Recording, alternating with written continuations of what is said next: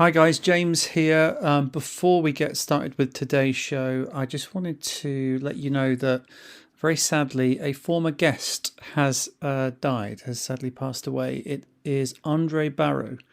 So Andre was George from the Bootleg Beatles, as well as various other things, including playing guitar on Angels by Robbie Williams and playing on other Robbie Williams tracks and loads of other stuff, soundtracks and all kinds of things. But yeah, the main thing being George for Bootleg Beatles for 34 years or around that. Absolutely amazing, incredible musician. I had the pleasure of interviewing him back in late 2020. And it was genuinely one of the favourite interviews I've ever done. Lovely guy, so much fun to talk to, so kind. It was just a real pleasure, and I'm not just saying that. I've done other interviews and stuff where people have said, "Who's your favourite guest?" and I've said, he's right up there. So, yeah, I was really upset to hear that he sadly died. The statement from the Bootleg Beatles a couple of days ago said, "It is with great sadness that we announce the passing of our friend and founding member, Andre Barrow. Andre co-founded the band with Neil Harrison in 1980 and played the role of George until 2017. So I just thought before we get started with the show proper, here's how the interview with me ended. This is me telling him a little story. I couldn't resist dropping this in because, as you'll hear, they're a big part of my life, from seeing them various times over the years, including at Knebworth, and then including when my daughter was just 3, back 14 years ago. So here's a bit of me talking to Andre, and then we'll get back to the show. I'll just give you a little story before I go. I went to see one of your Royal Albert Hall gigs, and it was my daughter's first ever gig when she was probably 3. And she was wearing a Yellow Submarine t-shirt. And so it's one of her earliest ever memories, because when all the balloons come down at the end. And so we sort of kept that balloon for ages. And so one of her first ever memories was that Albert Hall gig. She can't necessarily remember the music, but she remembers the balloon. Yeah, well, I all say that. That's funny, actually. What year was that? That would have been, she's born 2006. It would have been 08, 09, one of those. 08, 09, right. Okay, well, that would have been me. Yeah. And one of those gigs, we had balloons. Just the last anecdote. We said to the balloon people, right, we want love and peace, Beatley words. So they came back, love and peach. So I wonder if she had a love or a peach balloon. I think we had a love then, but that's a shame. I would have kept that. That would have been an item. Brilliant. Andrew, thank you so much. I'll tell you what, when I edit this, I'll drop in little clips. We tend to end with the Oasis song of the guest's choice. So is there a particular Oasis song that sticks out to you that you'd like us to finish with today? There are many tracks by Oasis. I think I'm going to choose either Swamp Song, which I love, or Champagne Supernova, because that we were playing in Turkey and the album just came out and they played it there, and we knew we were going to play with them at Knebworth. I think that's right, the timing. And we just went mad on it. So I don't know which is the more common choice, but either one of those two. Wonderful. All right, let's go with Swamp Song, because that works quite nicely into the transition to me talking about other stuff. So brilliant. All right. Well, I'll do it then without the other blurb. I'm going to choose a slightly more obscure song. I'm going to go with Swamp Song. Wonderful. All right, Andre, well, thank you so much for your time. It's brilliantly appreciated. Thank you for the music you've brought us over the years. Thank you. It's an enjoyable chat, actually. Yeah, it's been really, really good fun. And good luck with it. And let's hope everything gets better next year and we have a fantastic 2021. That would be fantastic. But thanks, it was great. I've really enjoyed it. Cheers, buddy. Speak soon. Yeah, bye. Bye. Bye. All right, it's Liam. I want to thank everyone at the Oasis Podcast. As you were.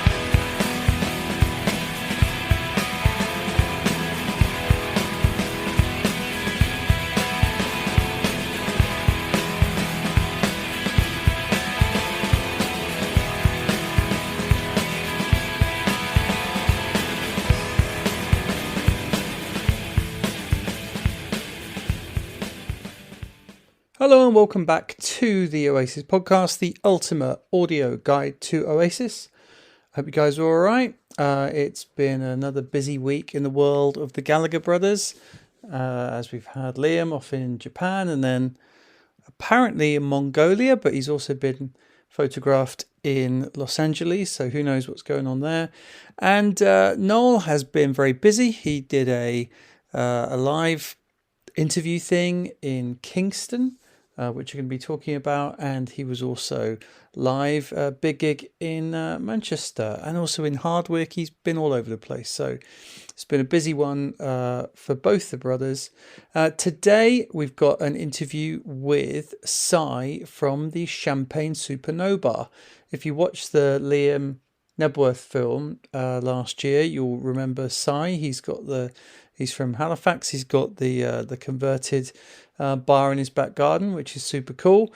I thought he came across really well in the film, and he is joining me today, so it's very exciting. We're talking about obviously getting to be in the film, plus also getting his thoughts on the Liam Knebworth 22 album, which I've now listened to in full a few times and have some thoughts on it. He's a bit more positive than I am. We'll get into that. And what else? Yes, we also talked about Guess God Thinks I'm Abel, which is the next track in the Oasis A to Z series. So that's all to come. One quick bit of news to talk about. I'm going to catch up with Kyle, hopefully, from the Oasis Collectors Group. But just to give you an initial idea, if you didn't know, there's been quite a controversial thing happening at the moment with these Liam Gallagher Knebworth 22 signed albums that were sort of a special one from Banquet Records. A lot of the guys are questioning whether or not it's actually Liam's signature. Now, these are the experts. These guys could tell a Liam signature from a forgery 100 miles away, and they have got a lot of concerns that this is not genuine. A bunch of these has been issued, and it looks like it was done pretty quick, and maybe someone, whether it's Banquet Records, whether it's someone at Liam's label or Liam's management, has just knocked out these signatures, because if you dig into them, they do look a bit too polished. Not like Liam knocks these things out. They look a little bit perfect. So not looking great. Is it real? Who knows? I suppose we'll never know. But anyway, hopefully I'll be catching up with Kyle or one of the other OCG guys, and we'll pick up on that next time in a bit more detail. But let me know if you've been affected by that. Have you got one that looks a bit dodgy? Very interesting. All right, so as I mentioned there, Noel recently did a live interview in Kingston at Banquet Records. And annoyingly, people weren't allowed to record video or audio. So, I mean, it'll be interesting. Apparently, it did look like it was being recorded professionally. So it would be good if that does come out at some point. But there has been one little snippet that has sort of leaked and has come out on Instagram and is now all over the place. And it was actually the question that I submitted. Now, I don't know if they actually mentioned my name at the start of the question, because the only thing that's come out is the answer. But it was, what would be the lineup if Oasis had a reunion? And so here's Noel's answer. Me, Liam. Well, it's a funny thing because we're all at a certain age now, and hair was a big thing in Oasis. So we'd have to see what everybody's hair was looking like. I mean, no matter what, this is fucking going nowhere. I don't know. Look, me, Liam, and a load of fucking fit birds.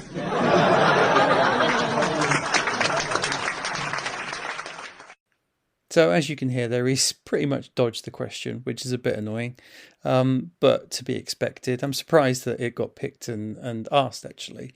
But also annoying that I didn't get the start, whether I actually got credited as asking it at the start, but who knows. And as we all know, as we've talked about before here, we can break down what the lineup would probably be, but I'm not going to do that here. I've done it on a bunch of other places. All right. Well, look, without any further ado, let's cross over now to me with Si. Yeah. And I think because Embrace are always said to be from Huddersfield, but I think they're actually from Halifax, aren't they? Or a couple of them are. Yeah, I think a couple of them are. Yeah. So yeah, they've just been they've just done a show actually in the Peace Hall, which is a bit of an up and coming music venue up in Halifax. Embrace are actually playing there tomorrow. And there's been numerous bands over the last sort of week, a week or 2 or 3 weeks at the Peace Hall. So yeah, if you've not seen the Peace Hall, check it out. It's in Halifax, some awesome artists there, and it's a real up and coming sort of venue. Oh, that's great. That's good to know. All you sort of tend to hear these days is, venues closing down, but actually there's a relatively new one doing well. Yeah, absolutely. Yeah, I mean, Boy Genius have just done 2 nights. For those that have heard of those, Rag and Bone Man, just the various. There's like Orbital are on tonight.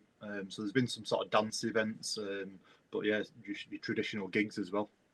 Awesome, cool. All right. Well, look, taking it back. So, growing up, when did you sort of first get into Oasis? Was that like the big band for you growing up? Yeah, absolutely. Yeah, I'm 41 now, so I was sort of the perfect age really as a sort of, well, not even a teenager, but before that.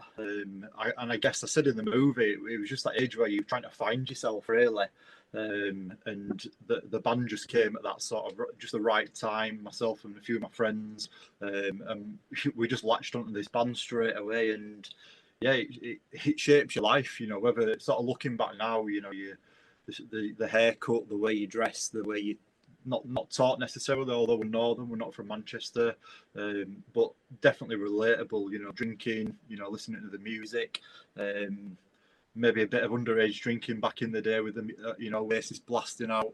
But yeah, them were the days. But yeah, we latched onto them straight away, and from then to now, nothing's changed. Still mad about them. Yeah, no, absolutely. What about getting out to see them live? Did you get to many gigs? Yeah, we've been to quite a few. I'd say the sort of best one I went to was at Manchester Apollo. So obviously a small venue. Bit of a funny story. I actually broke my leg a few weeks before playing football. So I managed to get there I rocked up in a wheelchair on the wheelchair platform. So a bit embarrassing, but the view, you can imagine the view on a raised platform in somewhere like Manchester Apollo with a small capacity. Unreal, just the perfect view. It felt like I was staring Liam and Noel in the eye. But yeah, that was a real memorable one. But yeah, done Knebworth, done the Etihad, Bolton, Manchester Cricket Ground. Numerous events.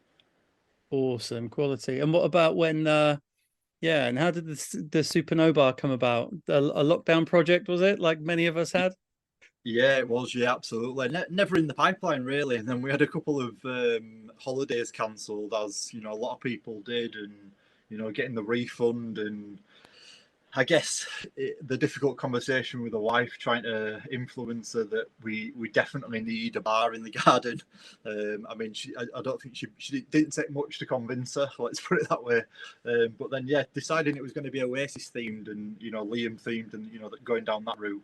And then the sort of fun coming up with different bar names and ideas, and I put it on my Instagram for ideas, but it just came to me one day, the Champagne Supernova, it just fit perfectly, and yeah, we've never looked back. We've had some crazy nights, quiet nights, Liam or Oasis always end up being on, be it the start of the night or the end of the night. Generally the end of the night when it's like 2 or 3 in the morning, the wife's falling asleep in the corner, and I'll just be sat up singing along myself. That is awesome, mate. That is quality. It is it's just great to have that. I know a few people have got that sort of, it's just have to have that separate setup, isn't it? So it's like it's a separate area. People talk about man caves and things like that, but if it's hived out and it's your place, it's just what a nice thing to have in your life. Absolutely, yeah. Just to separate yourself from normal life, I guess. It's really important just to get that your own space, and for everyone's mental well-being, they need that, don't they? And just be able to finish work on a weekend and shut the door to the house, and 10 steps and you're in your own bar. It's I'm so lucky to have it. I'm so fortunate, and I never take it for granted. It's a special place for us and a bit of a retreat. Yeah, absolutely. And then and like we we're saying, world famous, because you are in the Knebworth film, which was very cool. I mean, how did that come about? I know there was that sort of application process, wasn't there? You went through that way. Yeah, so thousands and thousands of people applied online. We had to send in a short video. I know John, who's been on the pod before, he spoke about it. But yeah, we had to submit a video, just a bit about like what you were doing. You know, I showed the bar in mine, and similar to John, I got a reply sort of pretty quickly, really. And at the time, I didn't know how many people had applied, and I honestly thought they must have only received a few videos to be choosing me. And then when we got the email, it was very much, you know, who's winding me up. Someone has got to be taking the piss, because this cannot be real. I'm definitely not going to be in the Knebworth film. And then when the film crew turned up at at the door, it wasn't until the film crew actually arrived that I believed it was real. And you know, even now looking back, it's just crazy. The sound guys, the lighting, the directors, and it was unbelievable. And you know, what a day to look back on, filming us around Halifax city centre, you know, going into the piece hall, being followed by a camera, myself and my eldest daughter, who was in it as well, just to tell our story, really. But I was selected because of the bar. That was one element. But going to Knebworth was myself, my father-in-law, and my eldest daughter. So it was sort of three generations, if you like, of sort of music lovers. My father-in-law's always been into music, and you know, we share the same sort of taste in music. But my eldest daughter, who's just turned 18, she's going to university this year. She has got my music bug craze, absolutely in a crazy way. So she's traveling the world, you know, going to Italy to watch Harry Styles, or going to Boy Genius at the Peace Hall for 2 nights, queuing from 8 o'clock in the morning. Well, yeah, that's a bit about why, I guess. But still unbelievable, unreal. Can't believe it to this day. Can't believe it happened. And then what about actually getting to because I suppose you've got that gap then, haven't you? Like I was talking to John about, once it's filmed, and then you're like, what's going to happen? You know? So I suppose the next step would have been the trailer. Yeah. So we did this filming, so I think it was about 6 or 7 hours of filming, just having an interview for probably 2 hours, talking absolute shite, probably most of it, just you know, replying to questions that you're being asked by the directors, and just trying to be honest and real, you know, about my love for Oasis and Liam at the time. But yeah, and then we didn't hear anything for quite a while, and then similar to John's story, I was at work and I got a notification of this trailer had been released. And when you hear your voice or see a clipping of yourself on it, I mean, being such a fan, it sounds a bit cliche saying it's all you've ever dreamed of, but genuinely, it's probably all you've ever dreamed of. Packed, ready, car's full. I'm looking forward to the greatest day of my life. All the essentials. I'm too wired to sleep because I'm on the way to Knebworth. Come on, you know. Come on, you know. After the pandemic, you know, the bills are fucking too high, and there's loads of this shit, there's loads of that shit. The government's not fucking listening. Just to get thrown on that field and have that special time again is fucking amazing. For him to go toe-to-toe with his former band seemed ridiculous at the time. It's a big deal playing that gig. I didn't think that we'd ever get back to doing that, but His voice, it ain't gonna carry in Knebworth. I think he was nervous. He's excited. He doesn't know how it's going to go. I just want to get on that fucking stage like a caged animal. Fucking let him have it, man. Today's gonna be the better day of our lives. Come on! It's a magical position to be around music. The joy that it brings and the tears and stuff like that. I had no problem going back there. The people wanted it. I'll be there, man.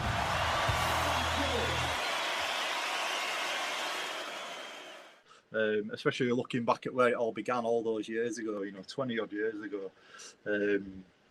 And then, I guess the next step then was the sort of premiere, you know, getting invited to the premiere. Again, I thought that was a wind up. And being invited to that and being told that Liam, it wasn't going to be an opportunity to meet Liam. He wouldn't be there. That was sort of the story we were sort of sold. But yeah, to travel, we drove down to Shoreditch just that day. So we couldn't stay over because of work, etc. the following day. So we drove from Halifax down to London. and back, after the premiere. When it, I mean, to describe the feeling when you sat in a sort of private cinema club with other people that were in the film and the directors, and the film sort of comes on, and I think my first clip was very like at the beginning pretty much, and I think like I stopped breathing and my heart was beating, and it was a bit like, wow, what is going on? And the amount of sort of airtime I get in it, I still watch it now and scratch my head thinking, why have they chosen me? Yeah. Out of all these thousands of people, why me? But I guess it must be a cool little story in the bars, the bars part of it. But yeah. I think it was I think that it was good how they did it, because you had so many different types of people.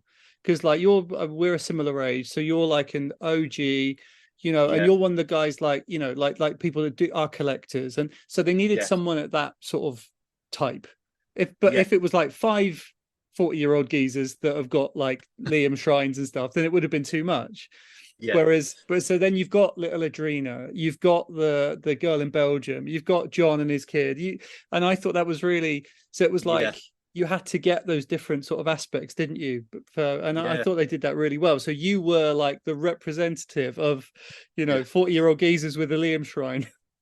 Yeah, I mean, I said in the film, we were a bit like brand ambassadors, from a business point of view. That's how I guess they'd see it. But somebody's got to keep waving the flag, and I think people our age, to be still doing it now all these years later. I mean, there's not many bands that have that following where they've held on to it so tightly for so many years, and that's just a testament to the music, I guess. It's it never ages, does it? Never ages. No, absolutely. Well, look, like obviously we've been doing the podcast for 6 years, and it's still, there's still interesting stories coming up all the time, and how much they mean to people.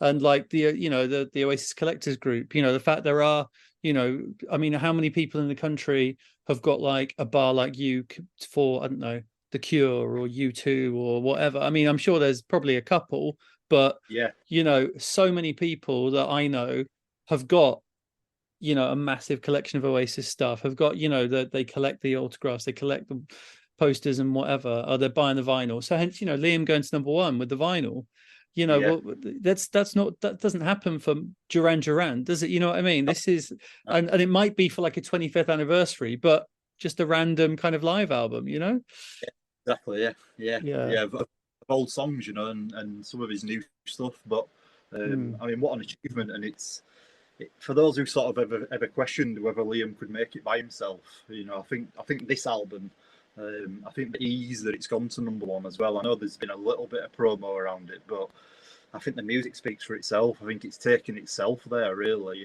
People like myself who was lucky enough to be at Knebworth this time, for us, it's a real good reminder of the music on that night. But I think also for those that couldn't get tickets, I think the album itself is. When you put it on, you can sort of feel that you're there, I guess, even though you weren't there. It seems to me as well on this album, I don't know whether it might just be my opinion, but it sounds like the fan noise has been turned up. So I think you can hear a lot of that interaction, whereas on some of the previous live albums, you sort of get a little bit of a glimmer. But it does feel like a real true live album. You hear the interaction with the fans singing along and chanting, and there's definitely a lot more of that on this album.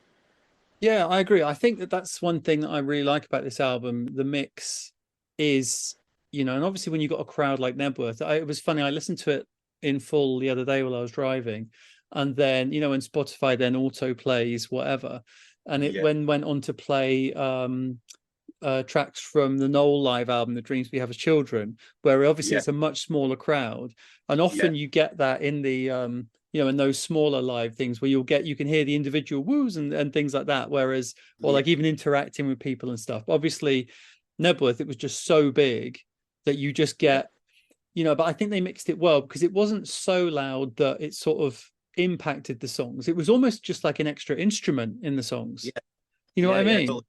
Totally agree. Yeah. And I mean, there's a couple of songs on there that stick out to me. One, I think the first one, Slide Away. So again, very similar. I had it on in my car, and I play it on at work in the morning, and Slide Away on the album's probably my favourite song. Just because I remember it's so sort of clear when we were at Knebworth it being on, and the crowd reaction straight away. Every said, I've heard it, just the normal album version since, and I think the live version just takes it to another level. And it just, the sort of feeling of the song, it just has a different vibe live. But then the flip side of that was Liam's song More Power. So I remember quite clearly, again, being at Knebworth, the crowd was silent, total silence, almost like a minute silence at a football match.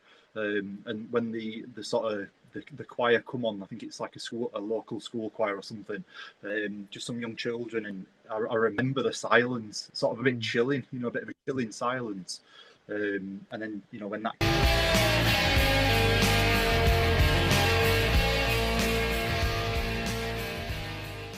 Other one, maybe Rock and Roll Star, is just the bend is slightly wrong, and you're like, oh, you just missed it, you just missed it. But other than that, I think throughout, other than that, like there's nothing that's obviously sticks out as being like bad. I think that it very much, it's like there's no fat on this at all. Some live albums. Now, I think Oasis, they almost had like, they had a number of live eras, but I think you can almost break it down to three, in that you've got sort of the early punky kind of, definitely maybe sort of era. Then you move into the Alan stuff, where you've got sort of, especially when you go to Knebworth, and you've got string sections and you've got all that sort of stuff. And then, then sort of Be Here Now sort of strips it back down again. And then in the 2000s, it's much more like they'll have longer outros, or they'll have like, they sort of mix it around a bit and they change the arrangements of things. Whereas Liam's album, when Liam does them live, I think it's like he just cracks on with it. Yeah, totally agree. And you talk about the little bits that maybe went wrong, and or the wrong chord, or whatever it may be. But I was thinking back when I was watching the film, that I guess what a high pressure moment, especially on that first night, which is where I think most of the songs were actually recorded. Yeah. Walking out on that stage by himself, I've for the first time, I guess, to a crowd of that magnitude, flying in on the helicopter, seeing that, you can't imagine the pressure. I think you cannot really relate it to anything in normal life. And I guess for some of the guys who are playing with him now, it's probably their first time playing to such a massive crowd like that. Yeah. And I think, I quite like them little mistakes, and because I think that's what makes it real and different. And I think that's, again, why we relate to these guys, isn't it? Because they're just like us, and that's why we relate to them. And we make mistakes, as I guess they will, and that's why we love them, innit? Because they're normal guys. Yeah, hold on, dog's being annoying. Yeah. I'm pleased you mentioned More Power, because that, I think, really sticks out. I think live more than on the record, and I completely agree. Yeah. Remember, the album had only been out a couple of days, hadn't it?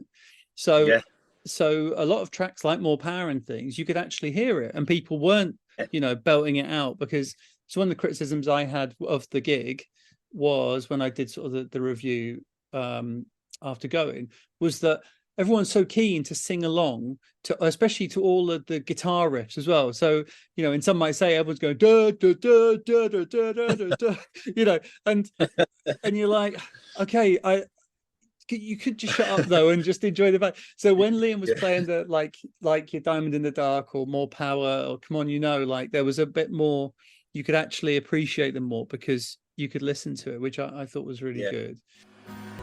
And and one thing that was great on the album, that I don't know if he did it live when the night I was there, or if I just didn't notice it, but Shockwave, the couple of little changes he does in Shockwave, but he says, what is it? He says, "You're a snake, you're a massive cunt," instead of "you're a weasel," which I thought was brilliant.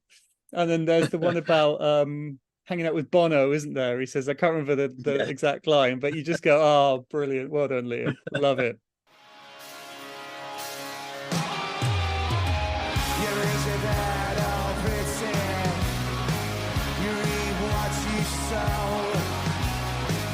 You backstabbed all your friends, and yes, it's all about you and I remember one of my favourites is on the Down by the River, where he dedicates a song or says, "This one's for you, Rishi Fishy Sunak," or something like that. And I love all that. I love it. I think that's what makes it sort of gives the song a bit more character, I guess. Yeah, I'll often do that. Like I'll often do, if I'm checking out an old Oasis bootleg or something, I will often just skip and just listen to the in between, because especially being a bit of a a historian of it, that's what you sort of want. You want to get like what little crowd interactions and stuff, and that's fine. Another criticism I got on the album though is I think it's annoying, obviously, because it's not the whole gig, is it? It's only 16 out of 21 tracks.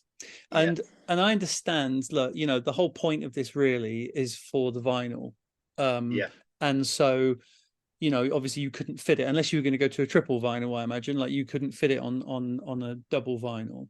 And so they've just sort of, well, the way I guess is that they've sort of thought, right, well, yeah, we need to trim it down. Let's pick the songs that we want. And I think it's a good mix of songs. I think it is a shame that there's a couple not on there. Like Diamond in the Dark would be a big one for me. If that should have been on there, really, I would have thought. But no, overall, I think it is a good selection. Another little minor annoyance, especially it really comes up at the end, is that, and as someone that edits audio, not for a living, but a lot of my life, it clips. So one track will end, and it's like, and him coming back on for the encore, you don't get. One of the things you love about the live album is the swell and then they're there and you don't get that here. It just clips and then the next song comes in, which is, you sort of think, oh no, come on, edit it and just I said, give it to me, I'll edit it. It feels a bit rushed, maybe. You think if you're going for that number one album, and it's going to be there forever, isn't it? Like the first Knebworth album. But yeah, I'm sure there's a reason. Or maybe in like 5 years, or maybe in like a year or whatever, they'll do a Spotify release or a streaming release with the whole thing, and then and this was just, because they're very clever, they're very good at getting product out to us, aren't they? So but no, all in all, sorry, go on. No, I was going to say striking while the iron's hot. I guess it was probably one of them. Whilst people are talking, let's get it out there. And then even like the I saw an email come through like, oh, do you want to submit your memories of if you were at Knebworth? And I sort of thought, oh, I'll have to do that.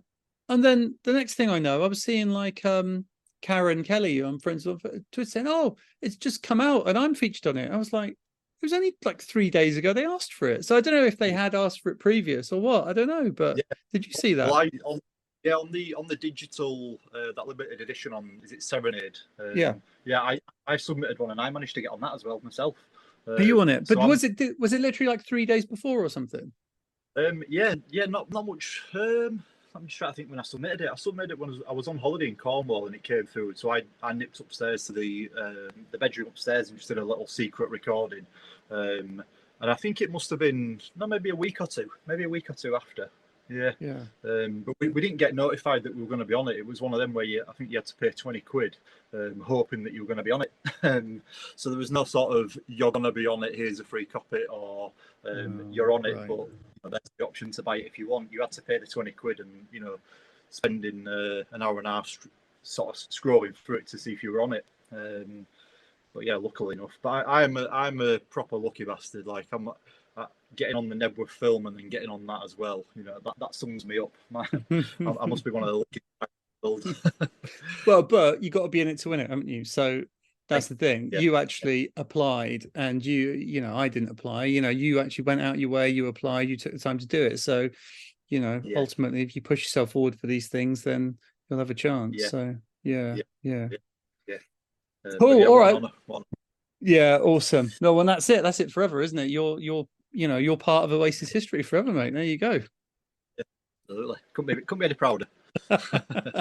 Well, look, we also on here we do the Oasis A to Z, and as a sort of a Liam and Oasis super fan, I thought you'd be a good person to talk to about this, because we're on to a Liam written track, which is Guess God Thinks I'm Abel.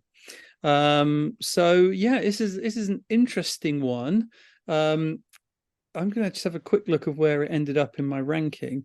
So I had this at 98. No, sorry, the people in from the Twitter polls that we did had this at 98 out of 142.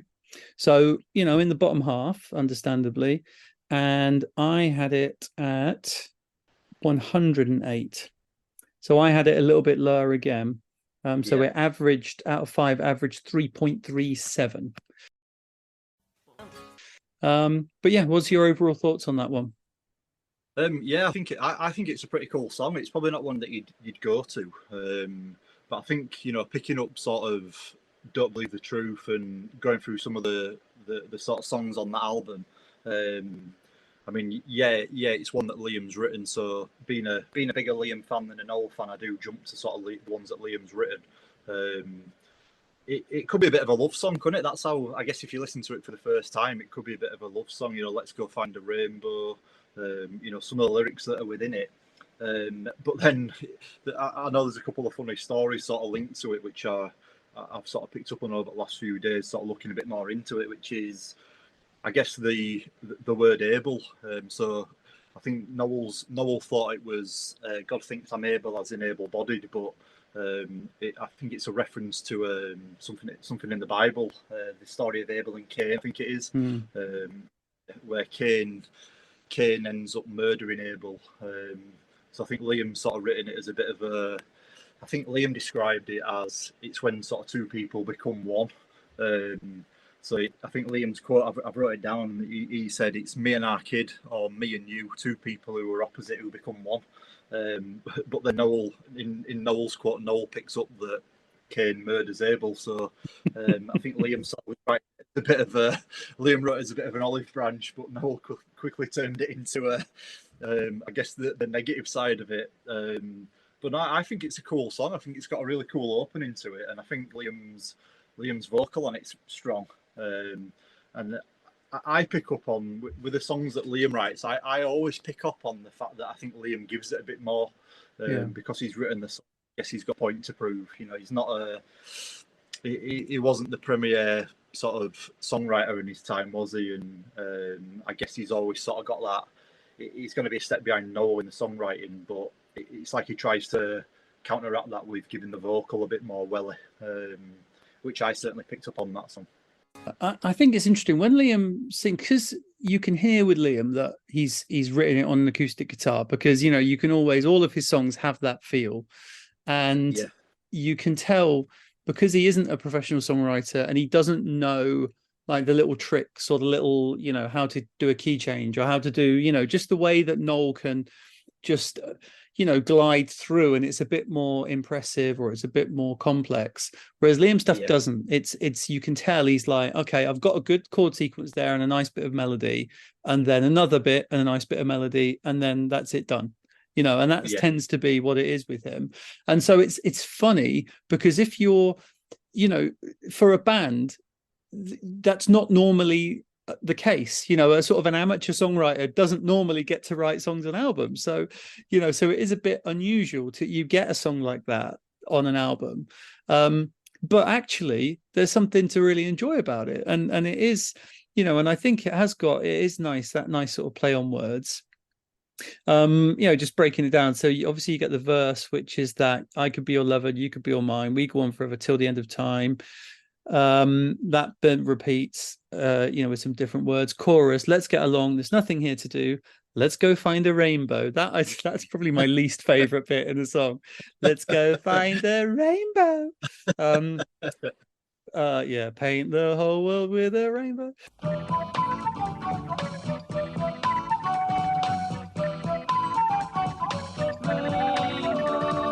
Up above the streets and houses, rainbow climbing high. Everyone can see it smiling over the sky. Paint the whole world with a rainbow. I could be wrong, but and we get this like, come on now, let's make it tonight. And I'm like, brilliant. The song's just lifted up a notch, and then it ends. Where's the version of the song that then we have 3 minutes of that. That's what I love. And so I was like, oh, what are you doing? Do you know what I mean? It's one of them where you sort of listen to the song in the car and it's sort of nice, easy listening, and then boom, it just smacks you that last sort of, like you say, that last 10 seconds. You've got your volume on a sort of medium volume, and then all of a sudden it comes from nowhere and slaps you around back at head. But yeah, no, I think the simplicity of the song. I mean, I sort of likened it to like Songbird and Little James. I think they're similar. It's very, very simple. The lyrics are very simple, easy to sing along to, easy listening. And I guess that's Liam doing what Liam does best with his songwriting. I think that's sort of where his level is, quite a simple melody and nothing too complicated, yeah.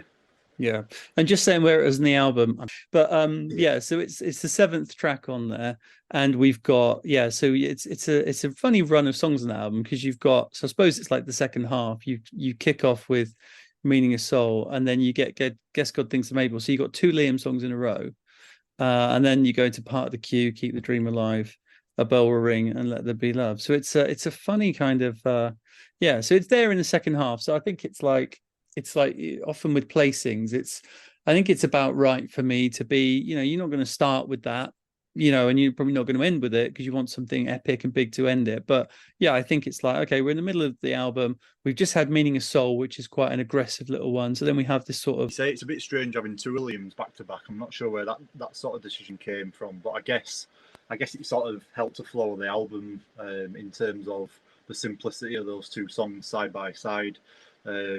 I mean, for me on the album, probably Lila's one of my favourite songs. There's something just within that just gets me as a fan. And then Love Like a Bomb as well. I mean, since we said we were going to sort of talk about Guess God Thinks I'm Able, I've gone through that album quite a few times in the car at work and what have you. And it's one of those albums, isn't it, where it's probably not a real go-to album. It's not one that you'd... the sun's shining, I'm going to put on Don't Believe the Truth. You'd go back to one of the probably What's the Story or something like that. But there's some great tracks on that album.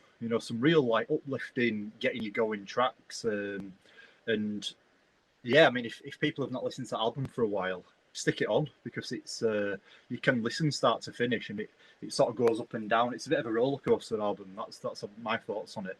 It takes you to different places quite quickly. But yeah, I think as a whole, as an album, it flows, and I think that song fits probably just where you'd want it, really. Yeah, and I think it's the shortest one. I think when we were talking about that when I did that sort of Noel kind of Matt Morgan quiz thing, I think it's the shortest one off the top of my head. But yeah, it's only 42 minutes long, 11 turn to form.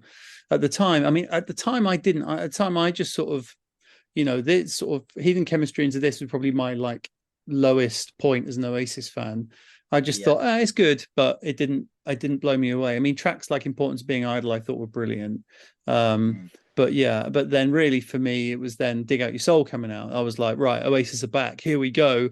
And then obviously we know what happened, but brilliant. So well, look, thank you very much for your time, mate. I do really appreciate it. Where can the people find you online? So you can find us probably easiest on Instagram. So Champagne Supernova on Instagram. There's only one of us. World famous. Give us a follow. I'll interact with you directly. As often as you like. You can ask me anything about the bar, anything about life, anything about meeting Liam a couple of times. Just reach out. I'll give you a follow back and let's have some chat. Oasis, Liam, whatever it is, whatever you need. Absolutely. Brilliant. All right, mate. Well, look, fantastic. Thank you very much. And I'll have to next time up in the Northwest, I'll have to pop in and have a drink. Absolutely. There'll be a beer waiting for you. Do you have Alex James's new Britpop wine, though? That's the big question. No.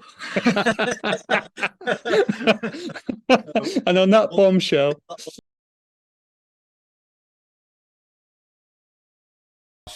It's a world beater. Floral, peachy, nutty, light biscuits. Great with dinner, great with lunch, or breakfast. Cheers. Get it now.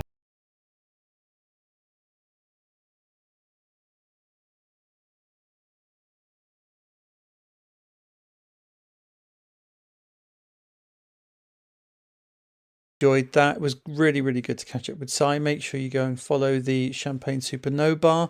And we might be doing something sort of charity related coming up in the next few weeks and months. So look out for that. What else have we got going on? I have had in a live review from Noel at Hardwick. Hi James, Tony from South Shields here. I just thought I'd send you this in case you want to use it. It's a review of Noel Gallagher. He's set at Hardwick Hall, the Hardwick Live Festival in Durham last night that I was at. First off, I want to say that Hardwick Live, what a great little festival that is. The way it's set up is fantastic. It's so easy to get to the front to see all the bands. I was quite near the front for Noel, and some great artists on. Before Noel there was Johnny Marr, and a couple of my friends are big fans of the Cribs, and they were on as well. So it was a good setup and good artists on. Noel pretty much did the set he's been doing through the summer at festivals. He had his 10 or 11 solo tracks, and then after Dead in the Water going into Going Nowhere, and then the start of the Oasis songs. The main thing I wanted to point out, aside from the set and the performance, it was just Noel's mood.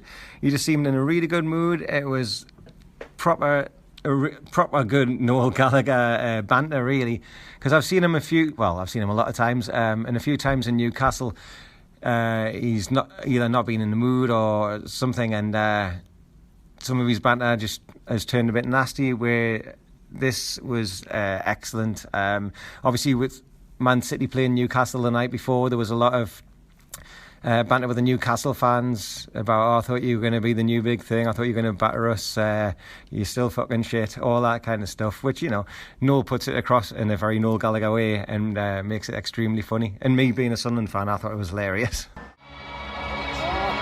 Dedicate this next song to all Manchester City supporters.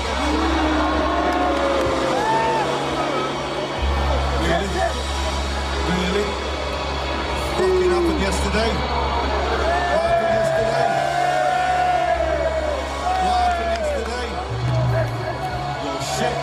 And you know it. You fucking know it. Your shit. You're in the striking bucket. Your shit. Your shit. Your shit. Your shit. Your shit. Big up Sunderland FC. And just sort of interaction with the crowd, lots of interaction with the crowd actually. He just seemed really in a really good place, really happy. People asking for plectrums. He gave a few in the front row.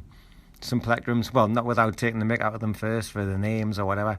And the third person that asked, he said, "What's your name?" And before they could even answer, he was like, "No one cares, you stupid little ginger prick," which might sound a bit harsh to some people, but that's the kind of Noel Gallagher I love, when you can just see it's tongue in cheek, and he's just having a good time. It got a big laugh. And you'll know, like, being a massive Oasis fan, like when we watch Noel being interviewed, we'll love it when he's on form like that. Going back to the set, I loved it all, to be honest. I thought he's picked a really good set. I love the new album anyway, so a lot of those songs being in there were great for me. I think a few in the crowd hadn't quite listened to that album enough to appreciate some of them. It was obviously when the Oasis songs come in, it picked up a hell of a lot more, but it was great hearing If I Had a Gun and In the Heat of the Moment in there again. Excellent versions of The Master Plan. Little by Little is fantastic. The only thing that I wasn't as bothered about was Quinn the Eskimo as the start of the encore. And not that they didn't play it well, they played it really well. It sounded fantastic. I just wasn't. It was like, all right, fine. I'm not that bothered about Noel doing covers in that way. It's all right, but if there's another tune or two of his own you can put in instead, I'd prefer that. But overall, it was absolutely fantastic. I'd recommend anyone to check out Hardwick Live for next year to see if there's any bands on that you'd like to see, because it's a great festival, like I say, and you can get to the front dead easy. And yeah, I was dead impressed. I was that impressed. I even paid for an overpriced High Flying Birds hoodie. So it must have left an impression on us. But yeah, that's my review. Just wanted to say that I think Noel's really enjoying himself at the minute.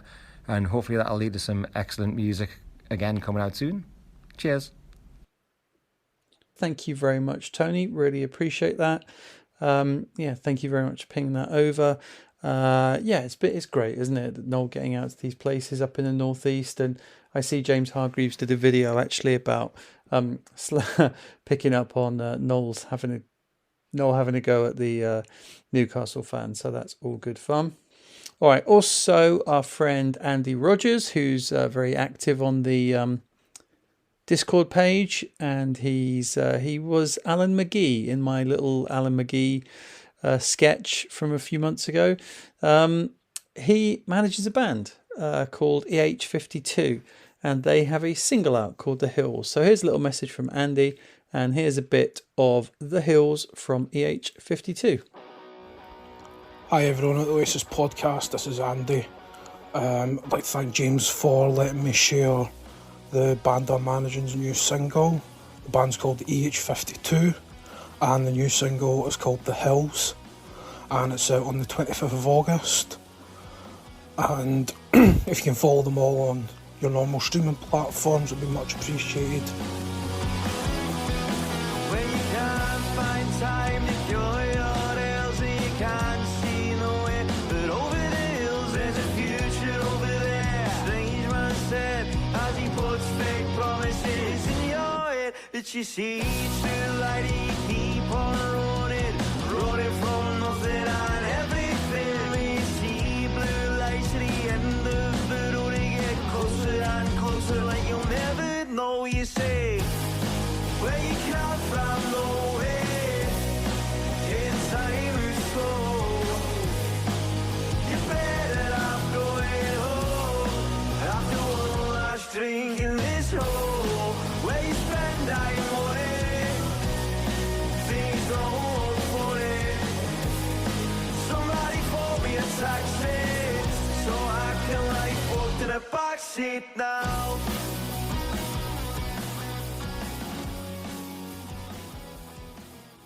All right, good stuff. Thank you, Andy. Really appreciate you pinging that over, and good luck to the guys.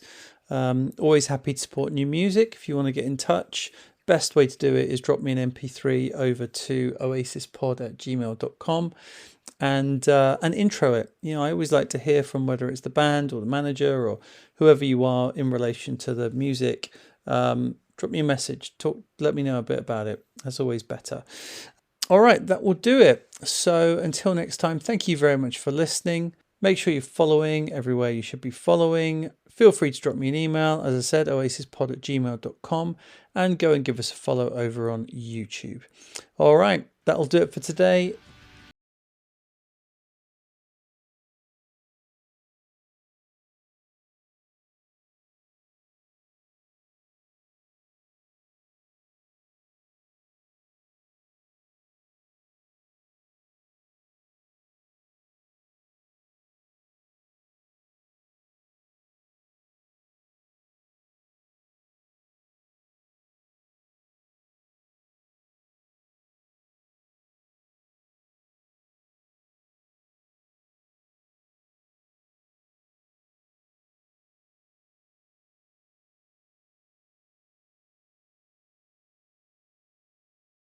As well. Can you play guitar?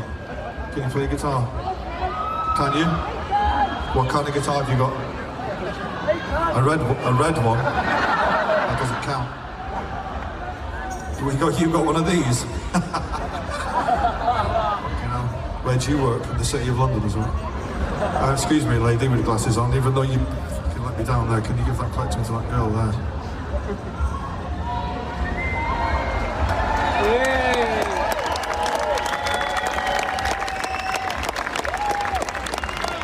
You're not all fucking getting one. You're not getting one. You've got a bucket at them.